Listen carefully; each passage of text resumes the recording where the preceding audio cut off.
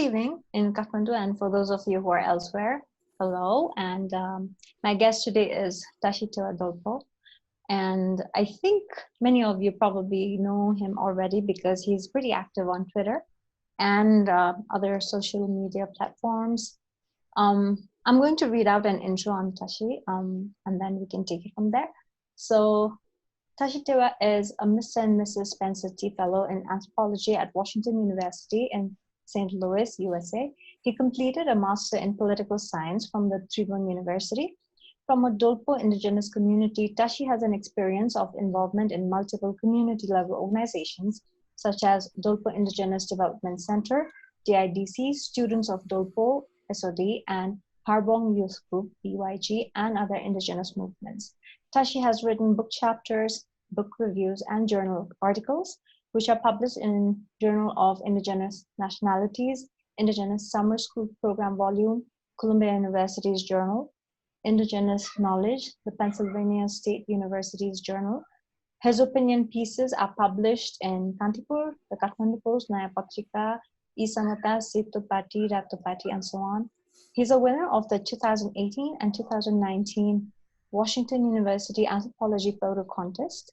His documentary, MiTse, I hope I pronounced that correctly, Struggles of Dolpo Women, was selected for screening in annual Kathmandu and Himalayan Conference 2016. Welcome, Tashi, to Sunday Sessions. Thank you, Prateebha. Thank you guys for organizing this one.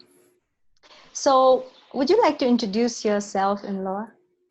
Okay, so basically because my mother tongue per se is Loa, so because my mother is from Mustang, so so ngaming tai te wai tangye kesago bodai ani tandangaduru arila Washington University in St. Louis la che labiet. That's it, I guess, for now. Okay. Thank you. I was just wondering, how many people do you think speak or understand what you just said in Nepal? I think there will be very, very few people, I would say. And in Kathmandu, I would say, again, there will be very, very few. So, yeah. Very few would be? Like, do you have like a figure numbers in your mind? I don't know, maybe like 1% out of the total population, I would say. Very small. So Yeah. how many languages do you speak? Speak in terms of, I would say, Dolpo, Lowa, Hindi, Tibetan a bit, I would say, Nepali, English, also French a bit, also a German a bit. That's a lot of languages. So those are some of the languages. Okay, does it stop there or does the list just go on and on? That's it, I guess. So Okay, yeah, I'm sorry for this. So before I start, we start this conversation, I just would like to, also have to acknowledge that, me and my family are on the lands of, here indigenous people like Osage, Chickasaw, and Miami. So we also have to stay, or I would say remain thankful for these people, for the indigenous peoples here of Missouri. So I just would like to say thank you very much for allowing us to, just breathe in this air. Thank you. Yeah, I forgot to say this before. Okay. I think while we're at it, I'm just going to make my acknowledgements, share my acknowledgements here as well. So I want to thank you for accepting our invitation to join this conversation on behalf of the Sunday Sessions team, which is Suvani, Pranab, Vishal Chapali, and also Rashmi, who's helping us out today. And also I want to say that this program is being organized by QC Satori and is being supported by the US Embassy's Book Pass. Okay, and I think with the formalities now, I think we can get started with our conversation. Awesome. So we're just talking about how many languages you speak. So we hear this a lot. People talk about how you dream in a language. Do you dream in a particular language? I don't know.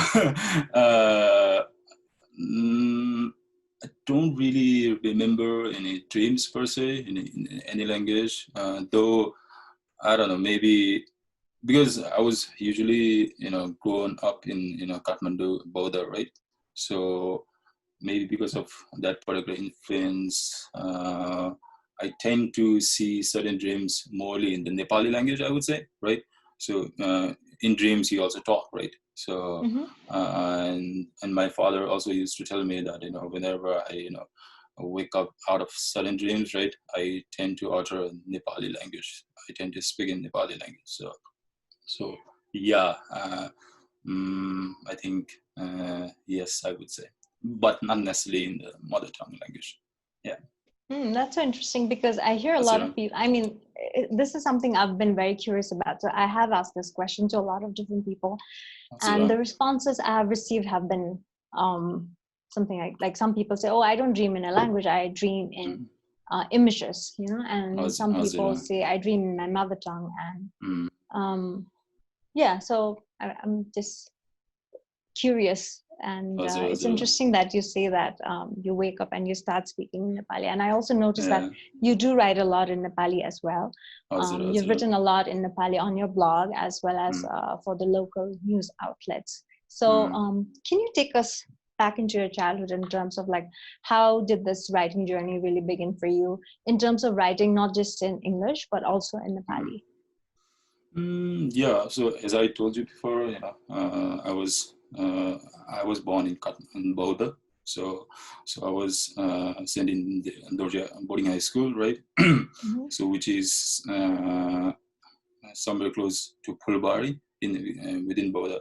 So in Bodh, because we were in certain school, where at the time of, I would say, early 1990s, where I would say the government were also trying to emphasize in constructing certain nationalism, I would say, right? And obviously within the particular school space, we also can see, I would say, certain production of Tibetanness, right? So I was in the mix of those two so-called nationalism, right? So, but then you are also trying to, I would say, interact with several, I would say, individuals who are of different backgrounds, right? Who come from different parts of Nepal. So in that sense, we were talking in, I would say, Nepali language, right? But within groups, you could find students talking in their own mother tongue language, right? So I think from that particular time, I would say, certain sense of this. Obviously, the state was also trying to prioritize this one language, right? This whole rhetoric of, you should be speaking one certain language, right? You should be wearing certain dress, right? So I think that particular, I would say, condition, I would say, triggered my sense of writing. But then usually, I would say, I'm also a little bit, I would say, critical of how I tend to write, what I should be writing, especially in Nepali language, right? So, and also in terms of, how many people I should be, I would say my piece or article should, reach out to, right? Especially the larger number of people do tend to understand Nepali language only, right? So, because if I write in my own Dolpo language or local language, they will not, I would say, understand, right? So, and the scope will also be very narrow, I would say, in a sense. So, yeah. I would say selecting certain issues only, trying to prioritize certain issues only, trying to align with certain framework analysis, I would say. That's how I prioritize, I would say, Nepali language. Yeah. Not really necessarily feeding into this whole jargon of Nepali nationalism. Azura? Just unmuting myself. Do you also write in your mother tongue? I haven't really tried to. I wouldn't say I haven't tried. I have tried before, but then I would love to, I would say, go into that avenue in later up. So did I would say, to be clear, no, not really. It looks like we're beginning to receive comments, and there's somebody, Maharai, who says, Happy Indigenous Day 2020. Oh yeah. Happy Indigenous Day to everyone. So also, I just quickly want to add, that is not the reason we picked this day for the conversation, but it's such a nice coincidence that we are talking to Tashi on a day that also coincides with all the work he has been doing over the years. So I think it's a great coincidence. And with that, Tashi, I want to sort of take our audience back to your childhood. You talked about growing up in Balda, where you were in Durga school and where you were exposed to students from different parts of Nepal, but you said you were also sort of being exposed to the idea of embracing a Nepaliness, right? In the way you were being educated in your school. Would you like to sort of walk us through what it was really like growing up in Balda and to be part of the school where you were interacting with so many students who were speaking so many different languages, but who were also trying to embrace the idea of a national language and identifying with a national identity that was being projected by the state? Yeah, I think as I briefly shared before, I was in this dilemma, I would say, right? Because my father and because my whole parents came from different part of Nepal, right? And they do not really share, I would say, certain sense of Nepaliness, right? Or so-called, this one language and one custom, right? So, but then I was completely switched into a different environment, right? So that tend to, I would say, prioritize and this one custom, one language, and also a certain sense of Tibetanness. So it was, I would say, very difficult journey, because I can remember I was also alone in a sense in certain space of certain of school in certain grades, and because I also I started my education when I was like 7 or 8 years old, right? So it was hard to make friends suddenly, right? Because if you start, somewhat like a mature age, and from like nursery, you are, you're trying to understand certain, I would say, sense of education, right? And also certain sense of where you are, right? Trying to fit in, right, with other people. So it was never really comfortable, I would say that. And obviously afterwards, when I was like somewhere, I would say 6 and 7 in class, I was a little bit comfortable. But then there was always this, I would say, dissonance, or I would say disagreements with how I should be taught, right? So, and how I should be understanding certain things, right? So yeah, for now I think that's it, I guess. So I just feel like sharing an experience from my childhood also, because we're talking about languages in childhood. So I grew up in a household where we were always speaking Newa. So of course, when I went to school, I had to interact with people in Nepali, and of course, you're being taught English as well. And to this day, I feel like I have no language because I cannot write or read Newa, although I can speak it, right? And it's supposed to be my mother tongue.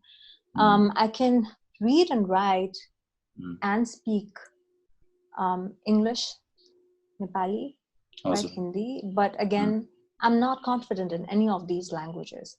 So I've always felt like I don't have a language that belongs to me, or there is no language that that I belong with, So, and I have had this conversation with a couple of other friends who feel similarly. I was just wondering, what are your thoughts on this, and how have you, what are some of the things you have heard in terms of the usage of language when you're talking to other friends who come from a similar background?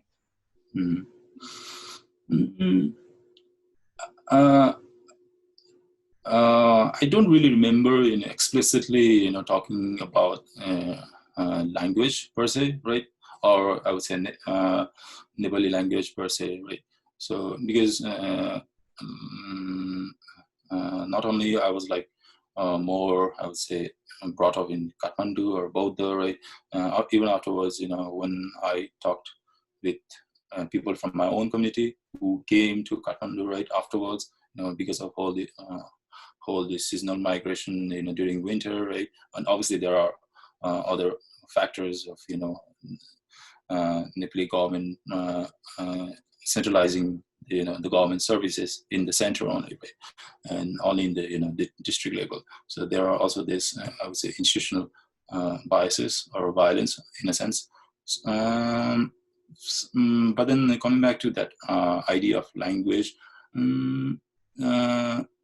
so I would say, talking from the school per se, I would say I didn't really, we were not really taught about our mother tongue, right? So in the syllabus, like you also shared, we are taught in English, we are taught in Nepali, right? Even in Nepali subject, there was also the time of Mahendra Mala, right? And there was also the time of Sanskrit, till 8, I was like, it was like compulsory to read and also to pass that particular subject, right? So I remember this crazy, time period where we have to mark up this, sudden stroke of Sanskrit, right? But then interestingly, my favorite teacher was the Nepali teacher, right? So there is also that part, I would say, sudden paradox, I would say, in a sense.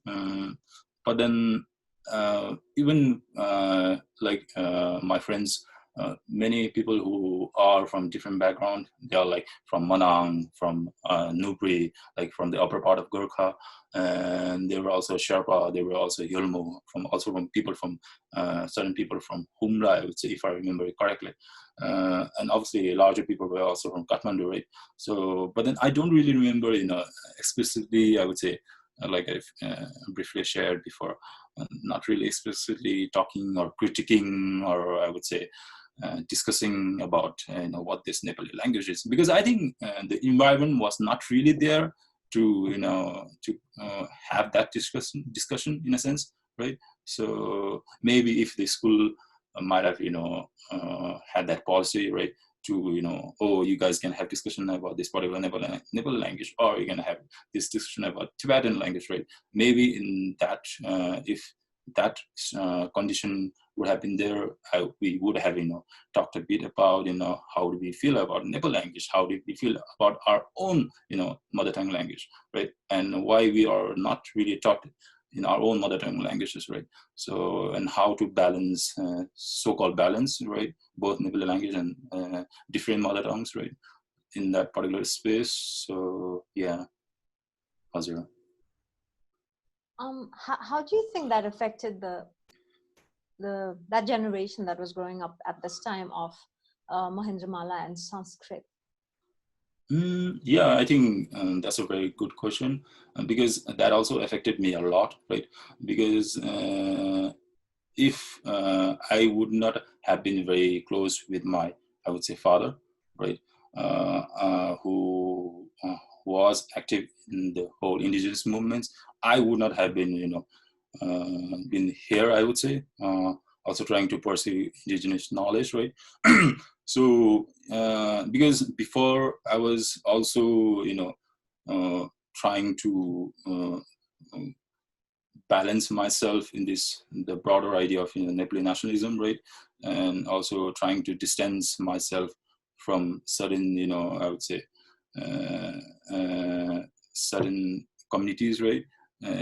Because you are brought up in Bodh, you are trying to make friends with certain people, right? You are trying to I would say, want to be a part of the bigger picture. And like there is this one term like the ascendancy to whiteness, so basically trying the black people or certain natives people trying to become a white kid, because they know that they are objectified, they are dehumanized, right? And if they become a certain part of certain community, they realize that so I don't know, I won't say realization, but then they get a sense that they won't be this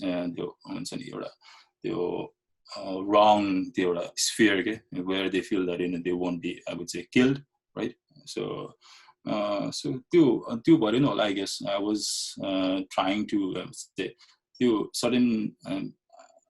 I know that I've been through that certain period, where I was like should be felt like I should be fitting in this certain, I would say, atmosphere, right? And I should be distancing myself from this particular community, right?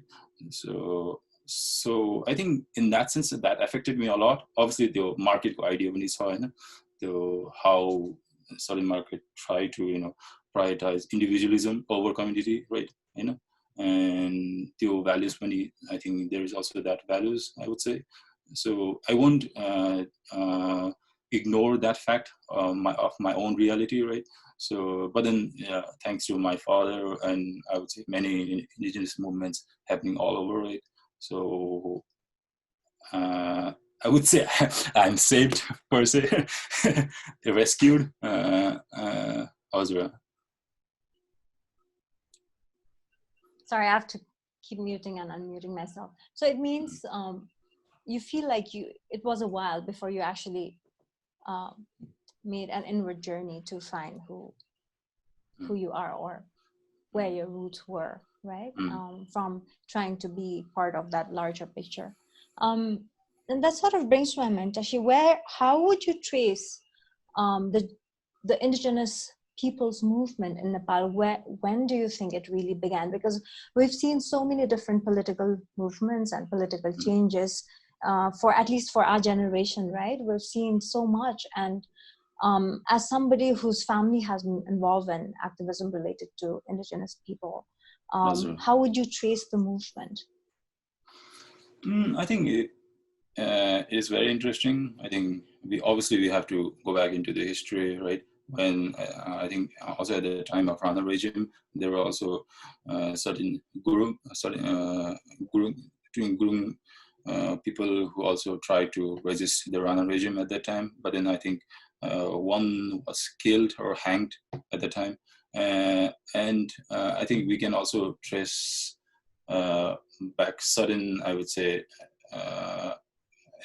resistance of indigenous movement back to that particular time period, right? And also, I think there are certain scholars who have also argued that back in, I would say, before 2007, right, there were also certain, I would say, resistance in the areas of, Tarai or Madesh happening, like from Tharus, right? So we can also go back to that, right?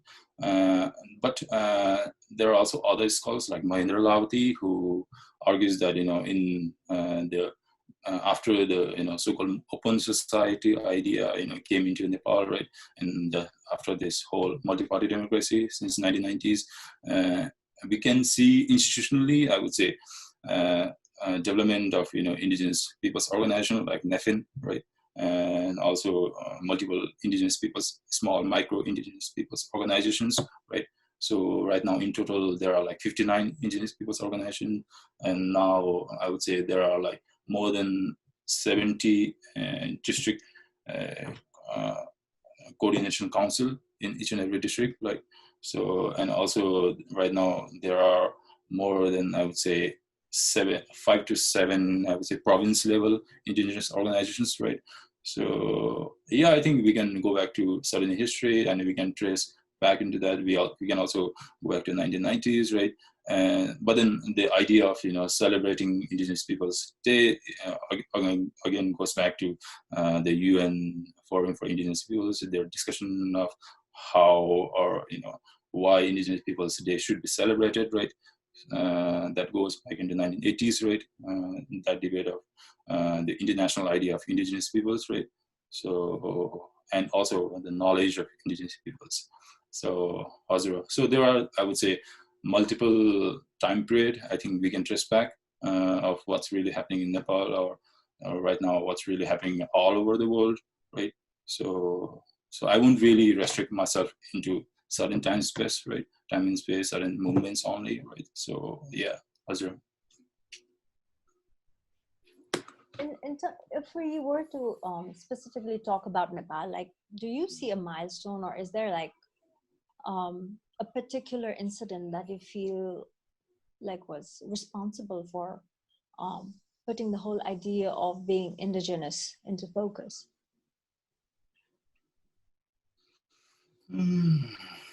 I think that's a little bit harder question, I would say. But then I think this whole, I would say, maybe from 1990s, I think I would say that really, I would say in Nepal, that really, I would say, ignited the whole indigenous movement in Nepal, right? So with the establishment of like NEFIN, like Nepal Federation of Indigenous Nationalities, which is the umbrella organization of indigenous peoples in Nepal, right? I think that's the milestone, I would say. Before that, I don't really see, I would say, multiple indigenous peoples of Nepal coming together, right? Before, maybe like in the Tharwad movement, right? And before 1990s, you could see some indigenous people supporting Tharwad movement before that, right? Obviously in the Madhya movement before 1990s, you could see, but then I would say the larger indigenous peoples claiming themselves as indigenous peoples and supporting publicly, I would say, only happened after the establishment of FN. So I think that's the milestone, I would say. We have a couple of questions, Tashi. So before we move on, I'm going to try and see if we can address these questions, okay? And then we can just keep moving on with the rest of the conversation. So this is from Sanjana Shrestha, and it says, a question to you both. Do you lament not being able to practice your own mother tongue? How should we address that now?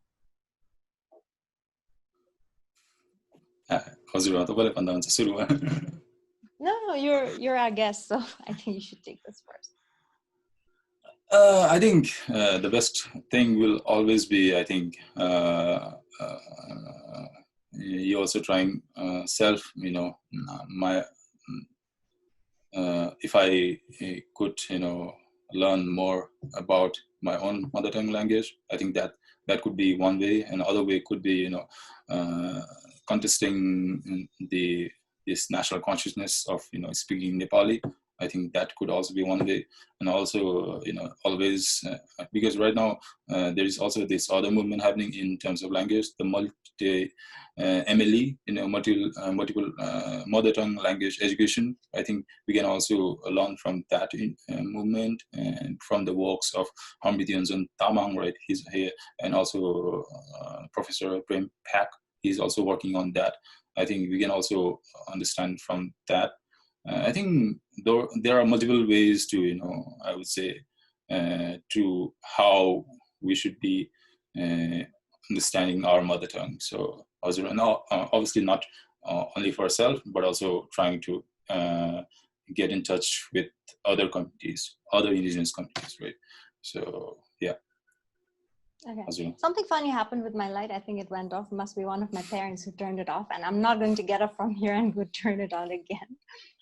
But I'm going to try and answer this question, which says, do you lament not being able to practice your own mother tongue?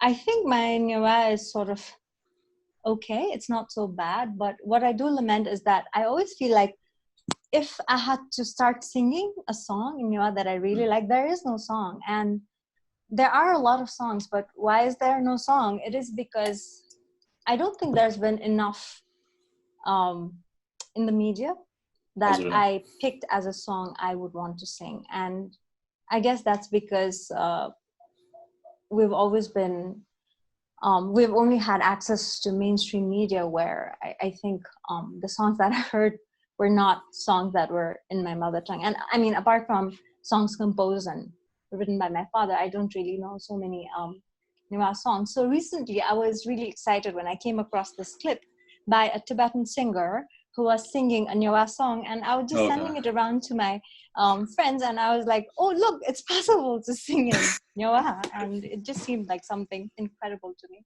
So I hope that answers your question. we have another question. I'll also take this, Tashi, and then we can move on, all right? So this is from Ritu Rajvamshi, and Ritu says, do you think our educational system has changed since you were in school? Are there lasting effects of the Mahendramala in our educational system now?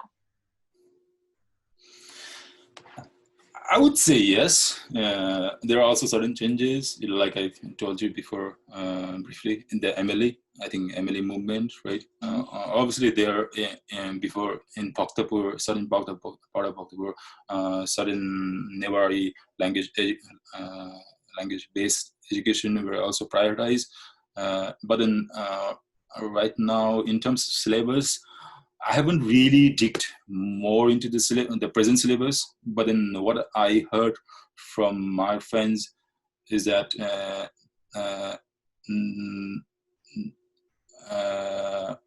the government hasn't really, I would say, prioritized the mother tongue languages properly still. I would say there are also still, because I think there are also challenges with multiple, mother tongue languages, right? So I think there are also infrastructural challenges in terms of schools, right?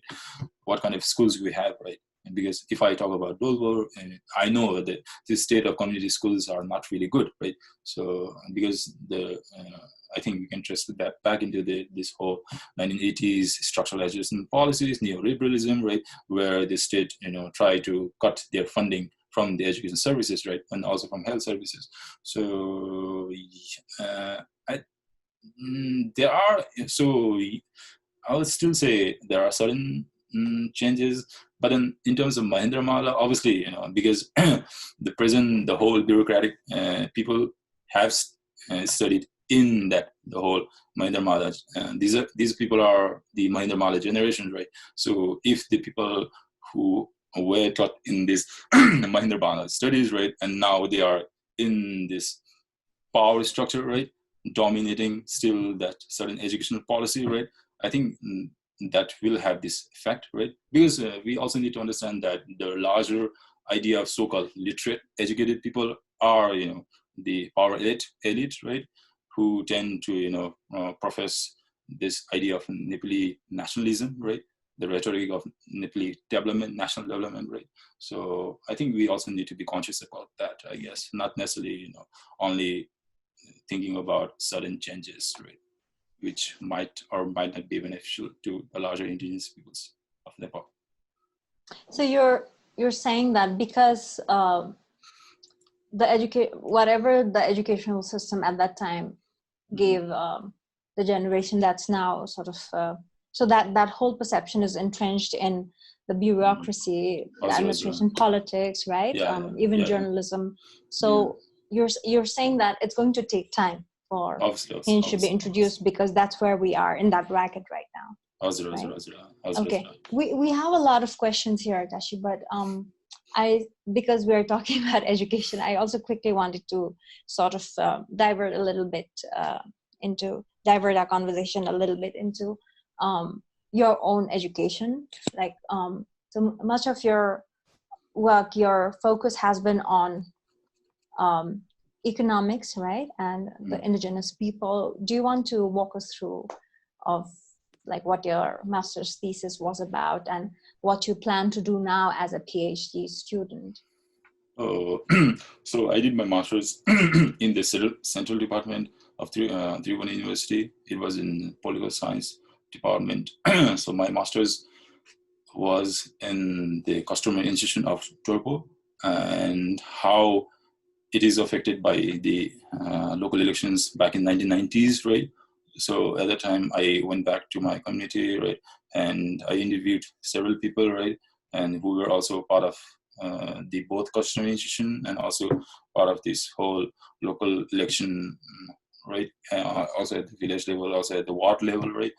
So my master's was on that, and right now my PhD is more about the infrastructural development which is happening in Dolpo, right, which will obviously connect the rest of the Nepal with the Tibet, and which also is some part of China, right. So I'm trying to I would say, learn more about how our community sees that particular process, right? Particular production of conditions, right? So, and I have to be there next year, interviewing, or I would say observing, also trying to learn more with the people, multiple perspectives.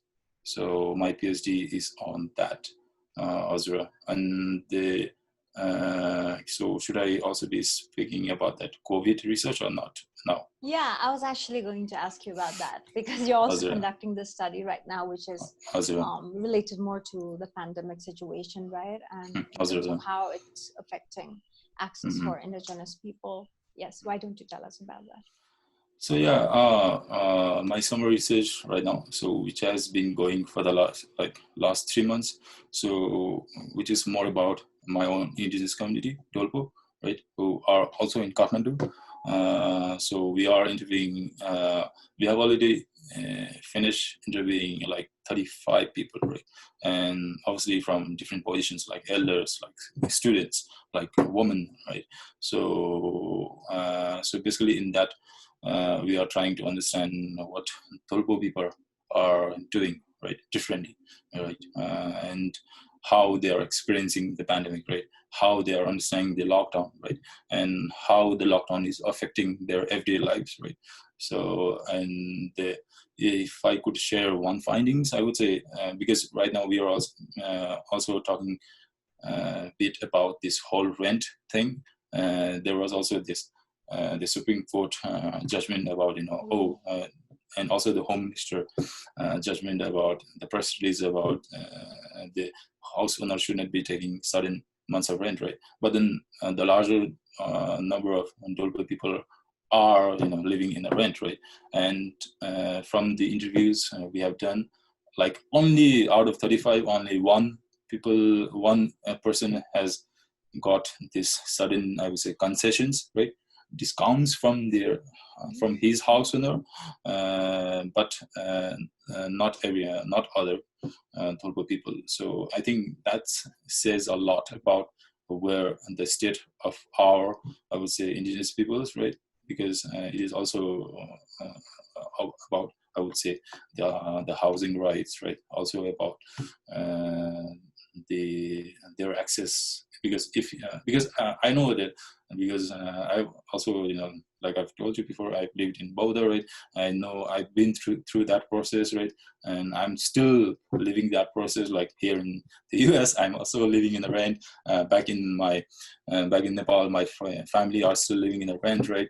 I know these all struggles when we have to, constantly move in search of so-called better place, better home. So yeah, Azura. I was just thinking, like, with the rent thingy, with the rent thing, it's probably something that's being experienced by other people as well, not just indigenous people, right? Yeah. But in terms of access, whenever we have an emergency, we have seen that indigenous people are somehow pushed back, right? And they do not have access to resources or to relief because they do not speak the language, or because they are not well connected with people who are in powerful positions who are handing out stuff, right? How do you think, would you like to sort of talk a little bit about how that has been something that has been commonly seen in Nepal for different groups, but also especially for indigenous people? And I ask you this also because you've written a lot in terms of what experiences people from Dolpo have had in terms of access, right? Especially connected to language and culture. So yeah, I think as you all know, our Dolpo people, there are still larger number of Dolpo people who do not speak Nepali, right? But then people who are in the bureaucrats, in the government offices, also in the several shops in Kathmandu speak Nepali language. They do not speak Dolpo language, right? Yeah. So there is also that distance, right? And because first and foremost, when you try to, so in the pandemic, if you are trying to access a mask. If you're trying to buy sanitizer, right? You should be the people who are in the ground, right? They need to interact or maintain certain posture of get in terms of accessing those so-called services, right? So I think that's there is that challenge also, because of if you are not really speaking Nepali language, then you will be pushed outside from that particular service, right? So that's also there, that challenge also. And obviously, if you are living in Kathmandu, which is also a segregated space, right? And obviously for Dolpo, that's more, I would say, traveling in a sense, because their idea of home is much more farther away from Kathmandu, right?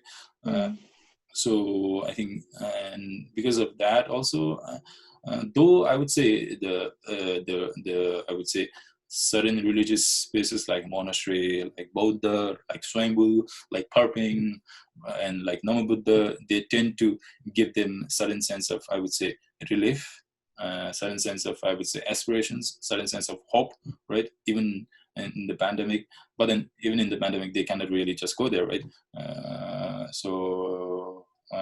But then right now they are more in tune with the, I would say, the larger certain section of Thulu people are more tuned with the religious teachings on Buddhism, right?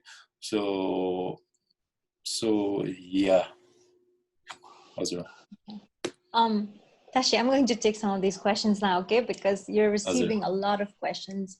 So Anju Muktan Tamang and Anju wants to ask, our constitution has provisioned education in mother language generally for primary level. However, the government has made provisions to teach Sanskrit language if there is no curriculum of mother tongue. And Sanskrit language is a dead language and it is not mother tongue of any ethnicity.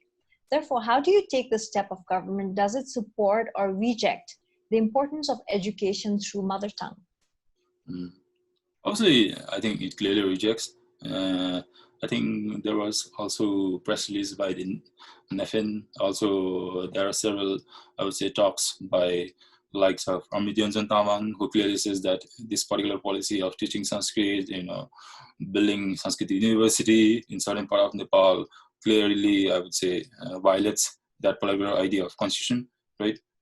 Because that particular idea in constitution also is because of the larger indigenous movements, I would say, right? So they are clearly silencing indigenous movement also in that process, right? While legitimizing this whole idea of Sanskrit, right? So, yeah, Azura.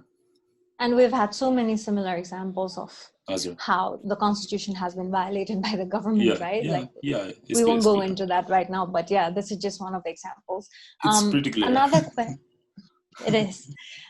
So this other question is from Muhammad Ayub, and Ayub Ji wants to know, it seems the question of equality in Kathmandu is something that is fought and asserted among equals only.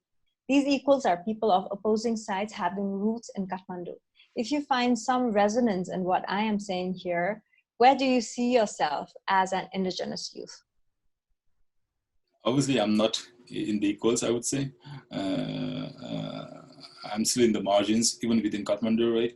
So, because I tend to speak a little about certain idea of Dolpo, certain idea of indigenous peoples, right?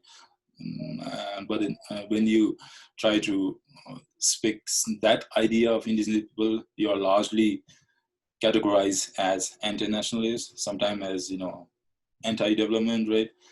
Sometimes as the agent who is trying to steer this national harmony, right? So yeah, so I'm still in the margins. So like I told you before, right? I'm still not really comfortable. I haven't really been comfortable in my whole life, right? Like in the sense of, oh, this is my place. So, but then interestingly, I only felt that when I was in Dolpo. So when I went back there, when I, talked with my people, right? So I only felt that. So I think that also helped me to become who I am right now, right? So if not, then if my first experiences would have been disastrous, right, I would not have chose that particular, I would say, idea of asserting who I am, right? So yeah. I think a lot of people who are listening to you right now would be able to relate to what you're saying. Yeah, in terms of how, I'm sure in terms of how you're talking about how you felt like you belong when you were in Dolpo, but you didn't really feel that elsewhere. Which kind of also brings to my mind this thing that's been playing on my mind about your name. So from whatever I have been reading about you in the last 1 week, I feel like you have become sort of like the voice for the people of Dolpo, right? Because there is very little representation, and you're somebody who's been writing opinion pieces, you've made documentaries, you've written for different journals, you're also doing photography. So that sort of makes you like a representative voice. So I'm just wondering, like, what is the story behind the use of or the choice of the name that you have chosen for yourself? Because officially you would be Tashi Gale, right? Yeah. Right, and then but you're also better known to us as Tashi Tewa Dolpo, right? So can you share about like the story behind your name? Yeah, so that's interesting. So basically, when I was born, right, so my name is Tashi Kale, right, which comes from my father, right, Norbu Kale, right, and he told me about this particular incident of this whole census making in Nepal, right, when certain people from government came to Dolpo, right, they told our community people that, oh, you guys should be Kale, right? You guys see like Gurung, right? So that would be better idea.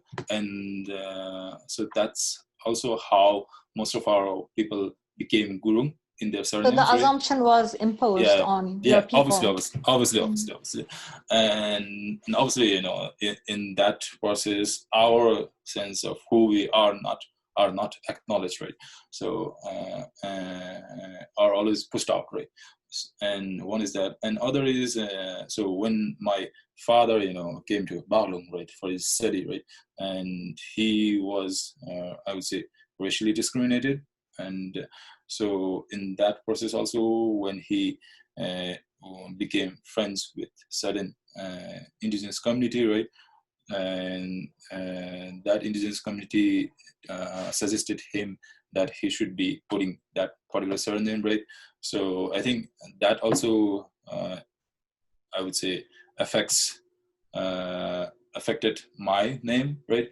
So those are two incidents, and that's how I became Tashi Gale, right? But then when I knew about that particular story, right, when I was like in my early 20s, right, that's which is when also I started writing about sudden experiences, I would say tensions within Dolpo, right, and also how I try to understand, or how I try to, I would say, interpret certain meanings within Dolpo, right. So and when I dig deeper in my own names, right, when I again ask, so then what's our the root, so, and he told me that it is Tewa, right. So that's how I claimed my Tewa-ness in a sense, right. So that's how I also became Tashi Tewa, right. So, but then I'm also critical of what I'm so-called writing, right. So in a sense, because I'm also not I won't say I'm not really encouraging other Dolpo writers, right, who are still I would say pushed out from that mainstream, right. So in a sense, I'm also being responsible, I would say, in terms of what I'm really writing on behalf of my community, right. So and I'm writing I think from like for the last, I would say, 5-6 years, I'm also moving trying to encourage certain Dolpo writers, right, trying to bring, I would say, helping in in that way, and also asking certain, I would say, the book students to write about their own experiences, right? I'm also doing that. So I'm not only writing for in my own name only. And when I was like writing more about, I would say, our own community, in that way, I think I chose to I would say recognize myself as Tashi Tewa Dolpo, right? But then I'm also like critical in the sense that my mother is from Muslim, right? I was not really, I was like, in a sense, not recognizing her contribution in who I have become, right? Mm-hmm. So I'm always critical of that aspect also, right? So yeah, so I'm still, thinking or trying to learn, I would say, how I could reverse that, I would say, part in me as a or so-called maybe have writer. A longer name. As a so-called writer. Tashi, there's so many questions here. So I have a lot of questions for you, but I also need to keep addressing the questions here, right? So I'm going to move on to this other one, which is from Sumitra Bogoti. And Sumitra wants to ask, what has been your experience with organizing campaigns against the recent violence against the Dalit community? So I think that would sort of bring us on point to the work you've been doing with the Dalit Go Fund, right? So I'm just actually going to add my own question to Sumitra's question, because I was going to ask you about this as well. So how did this initiative begin, and where is it going right now? Yeah, first and foremost, I should be saying that this is not an individual initiative, right? So so instantly after that, the Rukum killings, right, where most of the Dalit youths were massacred, right? So Amar BKG, he started the GoFund campaign, right, for the Rukum, for the, I would say, oppressed group in Rukum, right, and also in Jazurkot. So from that, I got the idea, but then I felt that I should be talking to, I would say, people in the ground, right, who were, I would say, organizing the Dalit movement, right? So we got in touch. So along with Amar BKG, who is like the Ph.D. candidate in the University of Pittsburgh. So we got in touch with Kamala Hemchuriji, the National Dalit Committee, organizing committee, after that, we also got in touch with Wala Pasanji, who is active in the Madhes Dalit movement. And we also got in touch with Chandeswar Dasji, who is the convener of the Dalit Struggle Committee in Janakpur, right? So and we also got in touch with the families who were like affected with that, with Raju Sadako, and Arko Angira Pasigo, so we also got in touch with their family, and we got the consent. Basically we got the consent through Chandeswar Dasji and also Raj Razak, Sona Khati. So we also got in touch with Raj Razak. We also got in touch with Sona Khatik, and we requested, basically ask, if we should be doing this co-fund or not, we should be organizing this co-fund or not, right? So because I didn't really want to be, call people afterwards, oh, I shouldn't be. So in that sense, I was also more, I would say, responsible in terms of how we should be doing this, right? So I think that took like nearly 2 weeks of homework, right? So but then that only became possible because of the Dalit movements happening in Nepal, right? Because of Dalit movements happening in parts of Janakpur, right? In parts of Rajbiraj. So if that would not have happened, then I would not have never really, I would say, got this sense of doing something, in a sense, I would say. But then it's not really I, it's like me.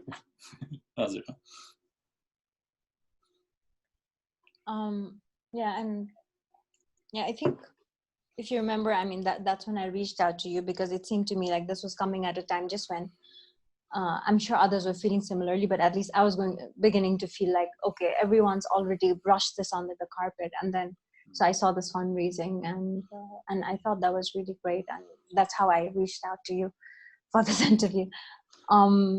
So I have this other question from Nayan, who's actually asking a question that I meant to begin this conversation with today, but I don't know, I somehow just got derailed. So Nayan says, the definition of indigenous people, I've noticed a serious lack of definition clarity in our public discourse. So also to top it off with my own question to you, Tashi, what does it mean to be indigenous? Yeah, I would say there are multiple meanings of being an indigenous, right? Obviously, there is one meaning propagated by Nephin, right? Nephin propagates one idea of indigenous, one meaning of indigenous. And so if you follow that particular definition, then they would say, and Nephin would say that you have to be part of certain community, right? Certain indigenous community, right? And you should not be from the ruling structure, government, right? Should be part of the part of that. And but then how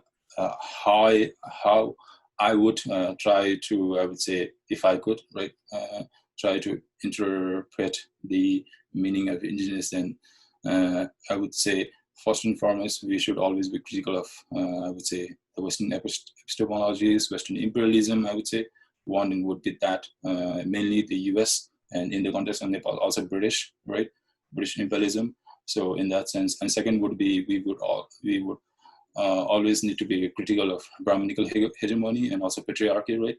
So to could be that, and also in a sense, we should be, you know, part of certain community, right? And we also need to, I would say, support, I would say, contribute, I would say, indigenous movements, right? And also, and when we were organizing that the Eco Fund, we should also be, you know, talking or reaching out to I would say, the movements, right? So we should always be, I would say, listening or learning from that, I would say, from I would say those movements also, right?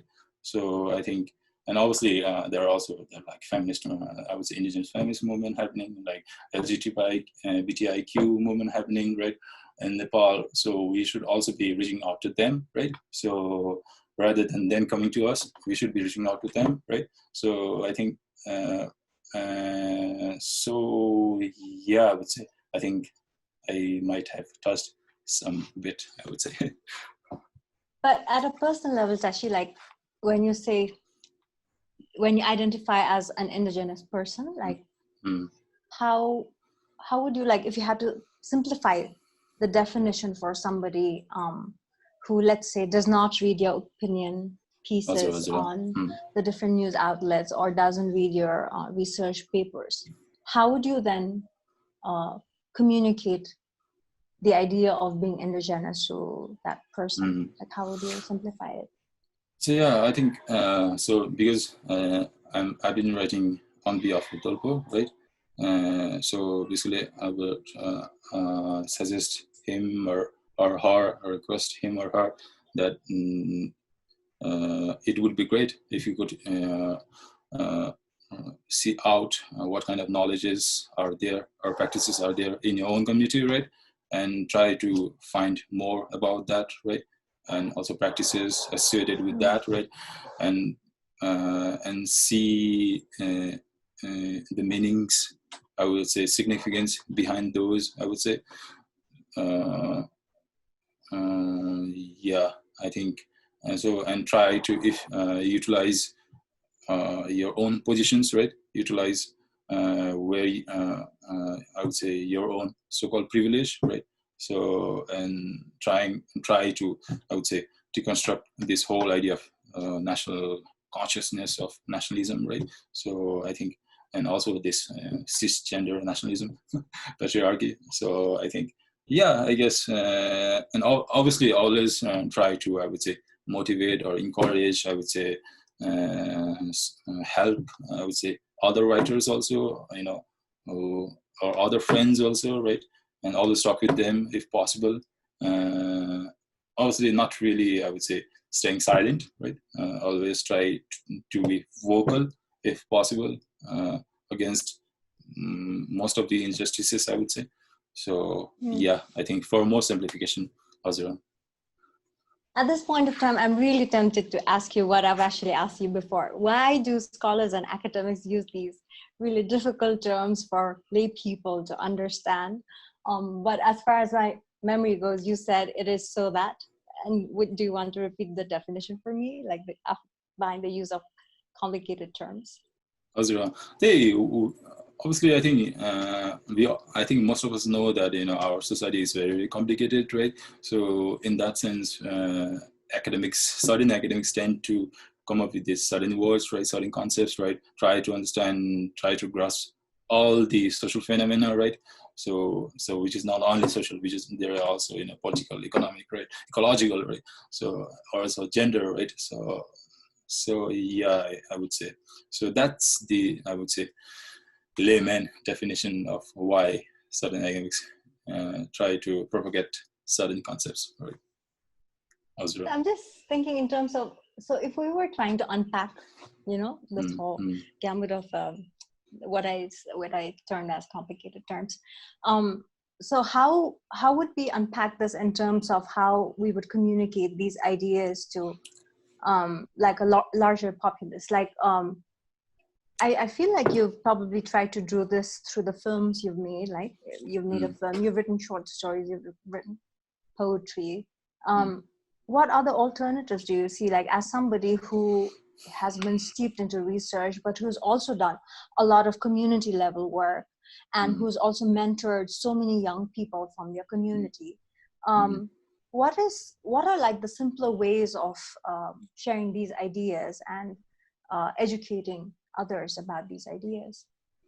I think interestingly, I would say maybe because of social media, right now, many young people are active in social media these days, right? I think because I do know that, our own community, like Dolpo, youths who are in Kathmandu right now, they are organizing this online seminar, right? So I think we can utilize that particular space also, right, in reaching out to youths of indigenous peoples, right? And obviously there are many activities going on, right, organized also by other indigenous communities, right? And also there is this program organized by NEFIN, right, to, I would say, celebrate Indigenous Peoples Day. And they're also organizing the online interaction for, like, I think till 19th of August, right? So if I'm not wrong. So I think we can always reach out to that particular space, right, of social media, and we can always interact with them, I think. So I think that could be one way in terms of how one would like to, I would say, prioritize indigenous movements, right, and indigenous knowledge. So I think that could be one way, and also in that you can clearly share what you are doing, right, what you have been doing, right, and what you could do, right, and how you could, I would say, contribute or learn from the indigenous movement, right. Not really happening in Nepal, also happening all other parts of the globe, right. So, Azra. Tashi, I was looking at your photo. I mean, I've actually been looking at your photographs for a long time now because I follow you on Instagram. And of course, I've read your articles on the Kathmandu Post, and I've read your other research papers. And then, I've also read your fiction pieces. So I was just wondering, like, where did this journey of also documenting Dolpo in photography begin for you? And you were already writing, so why did it? Why was this documentation in images also important to you? So I think it's somewhere. I think for me personally, it all started with the indigenous movement happening in Kathmandu, happening in Nepal, right? So I think that's how I would say that particular, I would say, activities triggered so-called photographer in me. So obviously are you trained as a photographer? Are you also a trained photographer, or Like is it more of a I took a hobby? 1 week. I took a 1 week class. I think I took a 1 week class in Basantpur. I forgot the studio name. But then, so yeah. So, but then I would say the contribution is from the indigenous movement, right? And how I should be translating certain realities, right? So I think one is that, and other is obviously the what we were seeing every day in the newspaper, right? We are not really, we haven't really seen, I would say, indigenous, I would say, movements or indigenous pictures, I would say, right? So we, the mainstream media has, I would say, completely ignored in certain sense, right? So indigenous, I would say, voices, expressions, right? So I think that triggered how I should be approaching, I would say, also the indigenous movement, right? And how our people tend to relate with the broader aspect of environment, right? Like ecology, like land, right? So like non-human lives, right? Biodiversity, animals, right? So I think it all goes back to, I would say, the early 2000, when I was trying to learn more about the indigenous movements. And I think, and obviously I was also in that position of, get a camera, right? And just, run out or, walk with my father, back to my own community, right? And trying to, get some understanding of, how our people, I would say, do certain activities, right? So, and how our people interact with not only humans, also other, parts of our environment, right? Crucial part, right? So I think, which is a very important aspect of being an indigenous community, right? And you also have this really nice poem about the relationship between Dolpo people and their horses on your blog, and I was hoping you could read that out at some point during this conversation, but I see that we've already... So that's not by me, last time. Yeah, so, you translated it. Yeah, I know. But yeah, so I'm just keeping watch of time, and we're actually at an hour. We usually close this conversation at an hour, but are you okay if we continue for another 10 minutes or so? You have the time. Okay, so I would like to pick this question by Pranab Mansingh, and Pranab wants to know, Tashi, could you speak about the interconnections and differences that you have seen between the Black Lives Matter movement and indigenous movements? Interconnections here, I would say, because of the Black Lives Matter movement, also we can see movements, indigenous movement happening in like parts of New Mexico, right? Albuquerque, recently. So because one part of the indigenous movement is also the bringing down the colonizer statue, right? Like of Columbus, right? And we recently in like also in St. Louis, where I'm right now, right? So we had also this statue of Columbus, right? Also not necessarily brought down, right? Because the administration became a little bit clever, right? So they, so before they just, bought that, this big statue of Columbus, right? From that particular park. So which is just like, another story. So I think that, could be one interconnections, but then there are the differences. The main differences, like the Black Lives Matter movement calls out for abolition, right? So and defunding the police, right? But then the indigenous movement here in, I would say, U.S. calls out for their main idea is getting back their own lands, right? That are like stolen from them, right? So I think, and trying to and also forcing the government to recognize their treaties, right? They had with the government had with indigenous peoples, right? Of here. So and obviously not necessarily try to be an apologist, of colonizers, but then try to understand what indigenous peoples are going through, and also not necessarily indigenous peoples, or the indigenous women are going through, right? So I think that could be subtle differences, but then I'm not saying that Indigenous movement are not really supporting the Black Flag Matter movement in terms of defending the police. Obviously, there's this one famous scholar, Winena Ludwig. He's also an environmental activist. He comes from the indigenous community right here in the US. So she also calls out for this whole reversal of militarization of the US, right? So in terms of that, so it's not only defunding the police, it's also defunding the military, right? So that highly affects, I would say, not only Black people, also the indigenous peoples here in the US, also the Latins, also the Chinese, also the Vietnamese, right? So the largely non-white people, non-white communities, also. Do you think there's an institution in Nepal that we need to defund?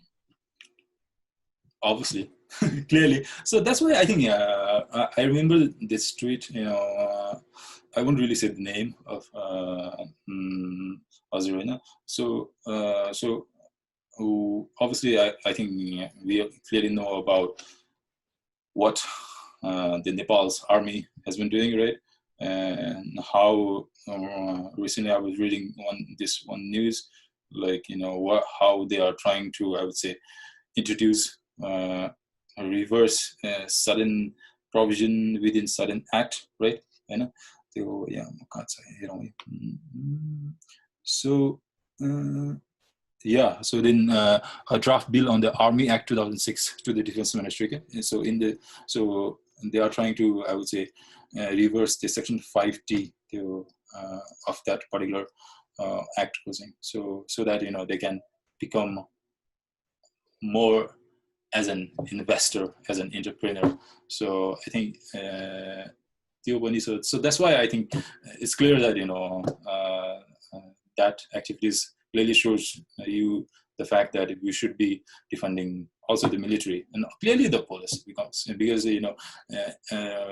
who are there in each and every community, right, in the name of government, right, on behalf of government, right, and who are trying to control or manage our people, right, in the name of certain government policy, right, in the name of I would say national interest.